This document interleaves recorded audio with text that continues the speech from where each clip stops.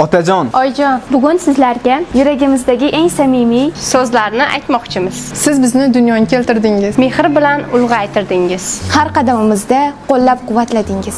Biz yiqilsak, turg'azdingiz. Xafa bo'lsak, qovuntirdingiz. Charchasak, siz bizga kuch berdingiz. Har bir yutug'imiz ortida sizning duolaringiz. Mehnatingiz va sabringiz borligini yaxshi bilamiz. Tunlari bedor bo'lib bizni o'ylaganingiz. Vaqtimiz uchun o'zingizni unutganingizdan minnatdormiz. Biz ba'zan xato qilgan bo'lsak, siz kechirdingiz. Ba'zan tushunmagan bo'lsak, siz sabr qildingiz. Sizning mehringiz biz uchun eng katta boylik. Duoyingiz esa hayot yo'limіздagi eng yorug' chiroqdir. Bugun biz sizga faqat rahmat aytish emas, Balki sizni qanchalik yaxshi ko'rishimizni ham bildirmoqchimiz. biz va'da beramiz. Sizni ishonchingizni oqlashga, yaxshi farzand bo'lishga, siz bor ekansiz. Biz kuchlimiz.